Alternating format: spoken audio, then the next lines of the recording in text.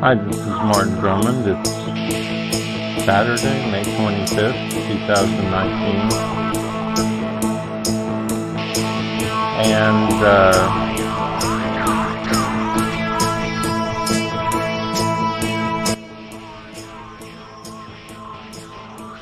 what exactly is going on with Iran?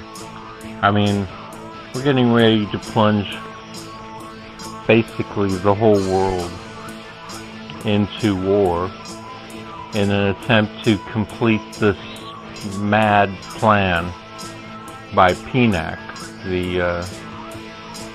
What the hell is PNAC? It's been so long since I've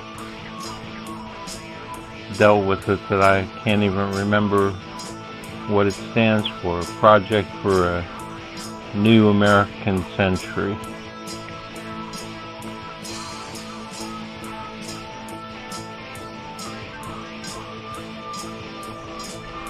So, I mean, it's hard to believe that this still goes on today, right? But yes, this small group of people, you can go look it up, are still hell-bent on finishing what they started. And if you look into the Da Vinci Code, all that stuff, you understand. I really do believe that the Bushes and the neocons aren't Christians. I very much believe they believe in this God on earth religion, I guess from ancient Egyptian time. Anyway, so they're out to rule the world, and I'm sure that they think they're doing what's best for all of us. And the world seems to be governed by its inability to take care of its own people. So of course you end up with all these different groups of peoples, nations, mainly nations, but there's also tribes and stuff like that, and they're grouping together to protect themselves because people can't take care of themselves. So you've got famine and plague and well, it's the same Old Testament, concerns as ever. I tend to think that most of it is overpopulation, but I think that people rightfully tell me, well, it's not so much overpopulation, but I think it has to be overpopulation at some point. But maybe they're right, maybe not yet.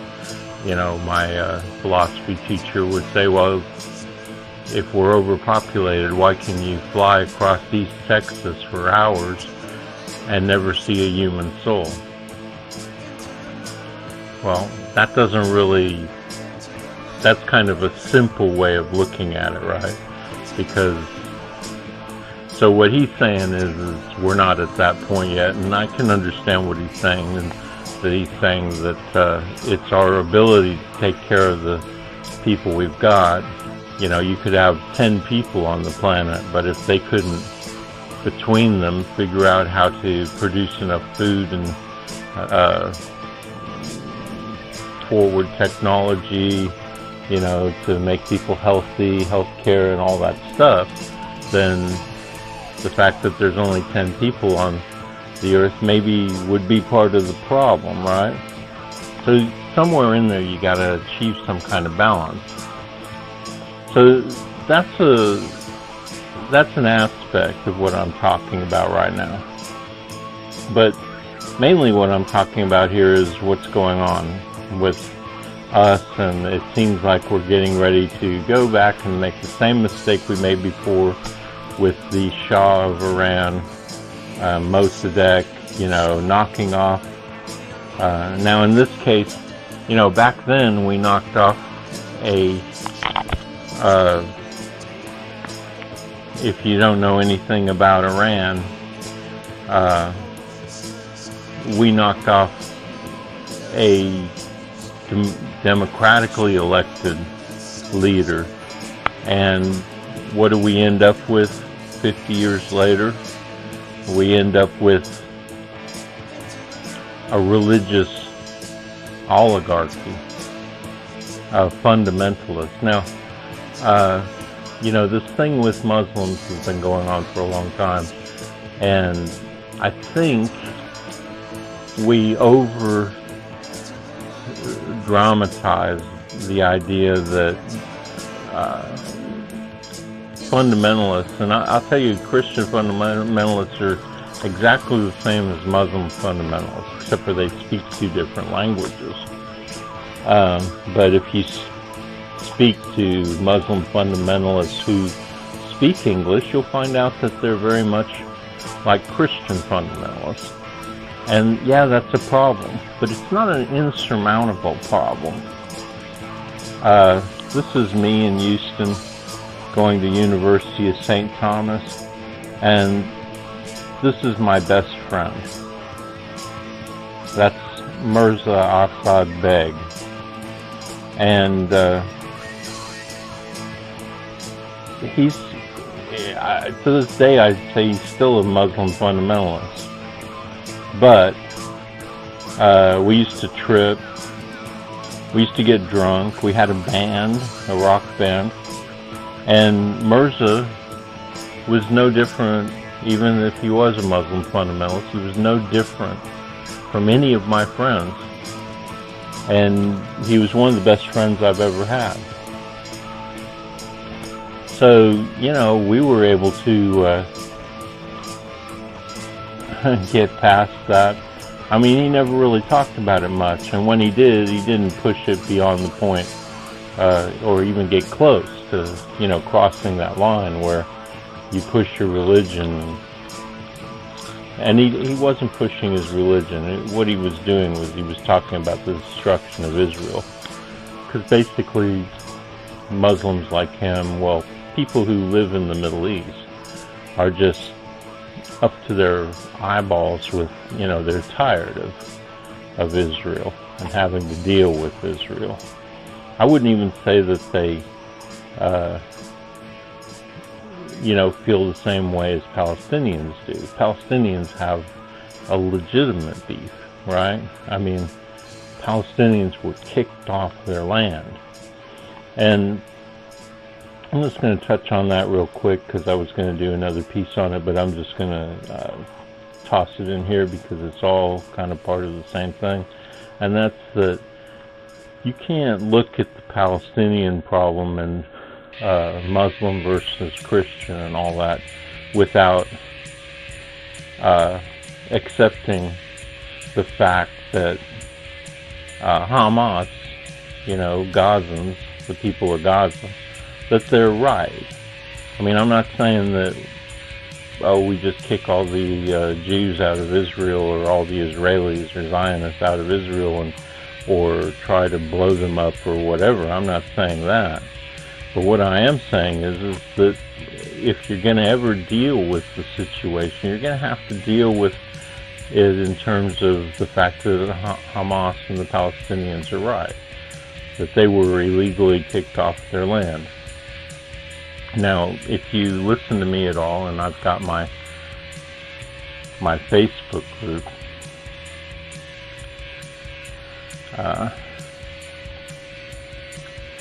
People for Peace in the Middle East.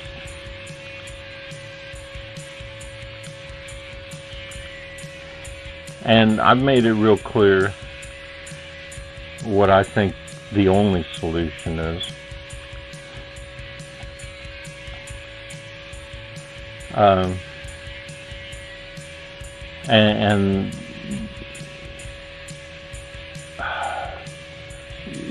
I say we make Palestine the last time in history where people kick other people off their land and take their land theft, stealing land. So I'm saying, yeah, too late. It's just like it's too late to say, just give back all the land to the Indians, American Indians, Native Americans. Which, by the way, people complain to me about me calling them Indians. Indian means indigenous. So, we called the Indians of India indigenous people, and we called them Indians. The English did, when they ran roughshod over the entire country and killed most of them. But, we didn't, that's a little different from what Israel's done. I mean, we didn't take their country and, we colonized it to a certain extent, but it was not the same thing. What the Europeans did to America and North America and Australia, that's more like what the Israelis did. And I think that whether you give Israel to Israel, whether you give Palestine to Israel or not, which I say you do, because I say it's too late, and I say you make a solution for the Palestinians, you give them a country.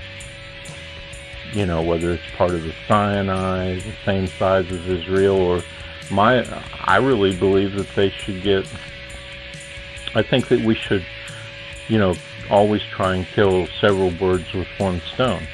So I think that we should, we want to secure our border. Well, we could create a Palestine along our border with Mexico. Mexico could give some of their land up, because it's all just, nobody hardly lives there in a lot of the areas. If you look on the maps, the satellite maps, there's areas around Baja and places like that which are just desert.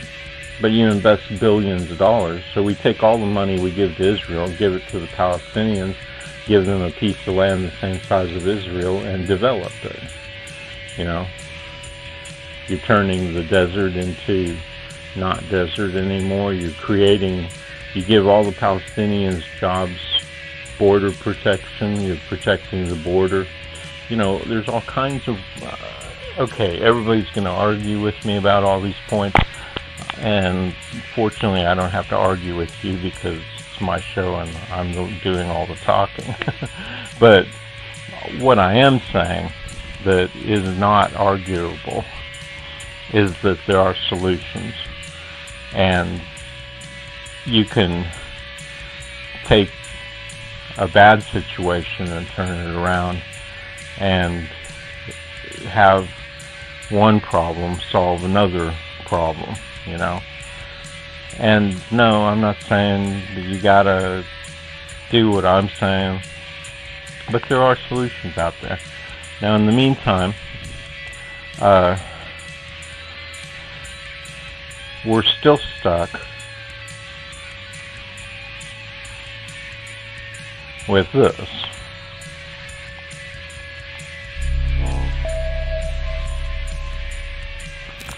Welcome to the Real News Network. I'm Paul Jay. On Friday, President Trump announced that he's going to use a special provision of some old law to allow him to sell arms to Saudi Arabia without having any approval from Congress. And he's also sending 1,500 more troops to the Middle East to, quote, protect U.S. interests in the region. We're using the word alleged because he didn't. Iranian threats. Earlier this month, the Trump administration already sent thousands of additional troops to the region, along with an aircraft carrier strike group, but 4 bomber to be fair, aircraft, that's and fighter jets. On the water, not on the ground, in international waters. And we always have lots of troops on ships. They're called the Marines, right?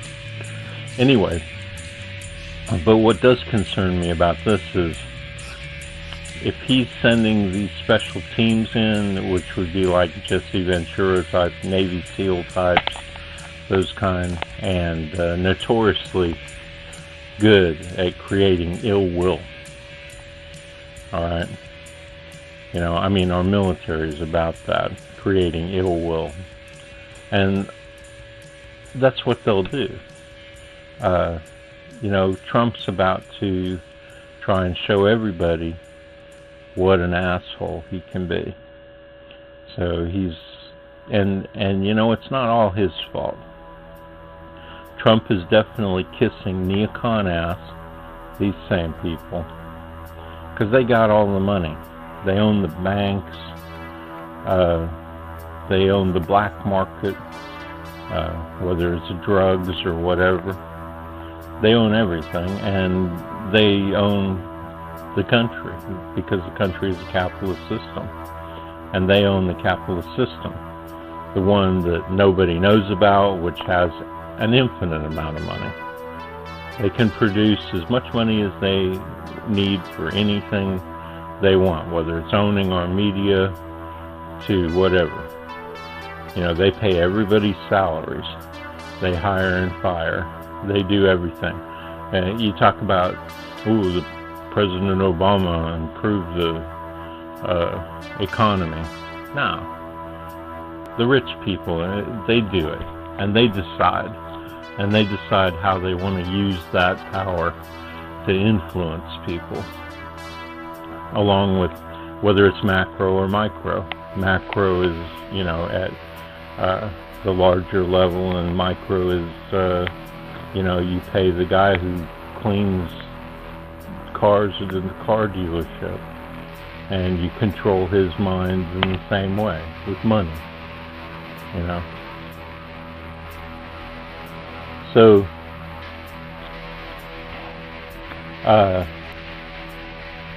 you know, he's going to send these just 1,500 guys, and they're going to fly around in helicopters or what have you, and they're going to cause trouble.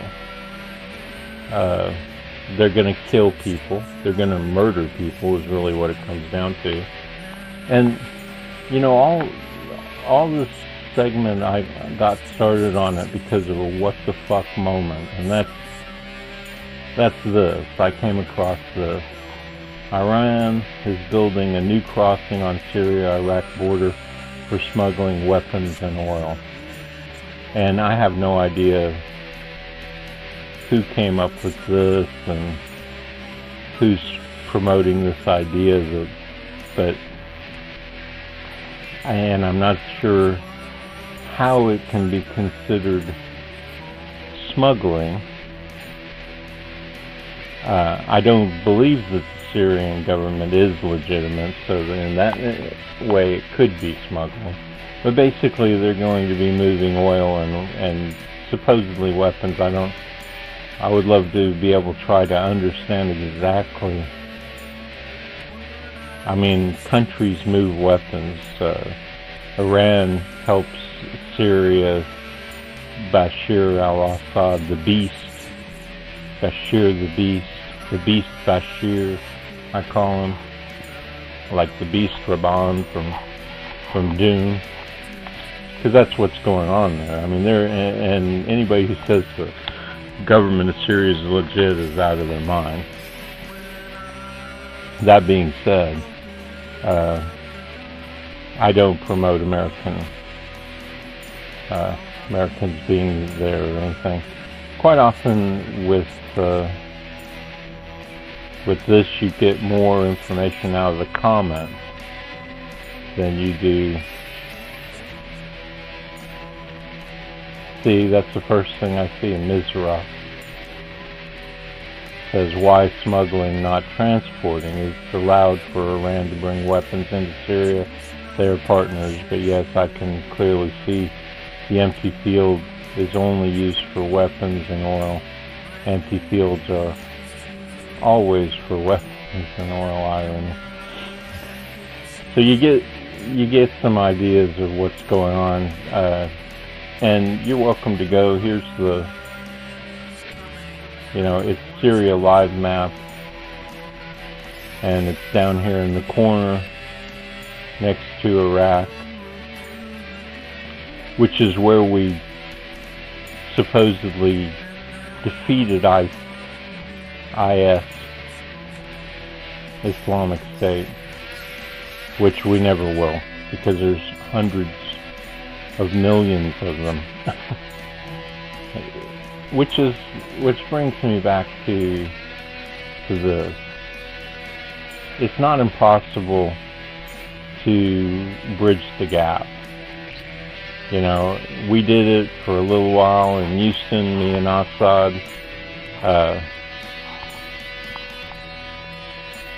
And I say you do it just like this.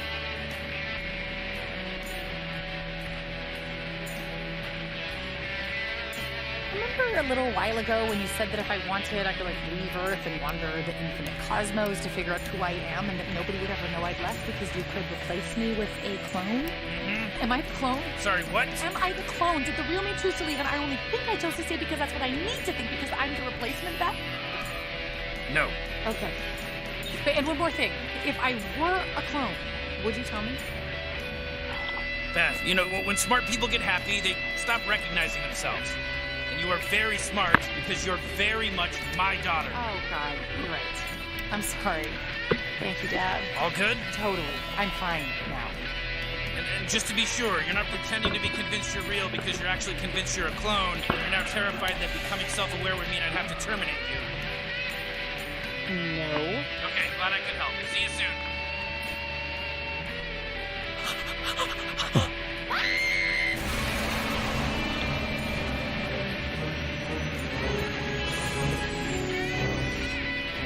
Where do I go? What does this mean? This means nothing. Pull forward and... They said it will stretch as your cancer pill wears off and your body awkwardly enlarges at the rate of a 50s movie. Are there pants? They said you'd prefer just a shirt. Apparently you have a need to swing your dick around. Rick and Morty escaped. No shit. Take me to the Pentagon. We're at war with Rick and Morty. You'll want to make a stop at the White House. I have pants at the Pentagon, Robbie. It's in my country. I mean, you need to call a press conference. Israel and Palestine have announced a permanent ceasefire. What? They signed something called the Pretty Obvious If You Think About It Accord. Apparently, an anonymous American diplomat took them to a Star Wars cantina where they smoked perspective-enhancing alien pheromones through a laser hookah. I still say it has to be Putin. It was Rick and Morty, you dunce! But you're getting the credit, sir. Your approval rating just hit 100%. Why would Rick and Morty want that? Because they're assholes! I'm flattered, but it takes a whole Okay, team so you to get the achieve what we idea, did right? today. I mean, what I'm saying here is pretty simple. That, you know, me and Assad used to party all the time. So, you know, I mean, everybody wants to think of Muslim fundamentalists as being these impossible to deal with crazies, and yeah, maybe some of them are, but some of them aren't. You know, so and give it your best shot. But you know what? It's the interaction that counts.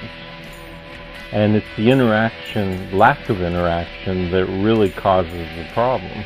The lack of interaction is what causes the problem. Nobody's talking to each other. Well, they may be talking to each other in a very bad way because they're not hanging out together. You gotta hang out. You gotta hang out and be friends. That's the only solution to this problem.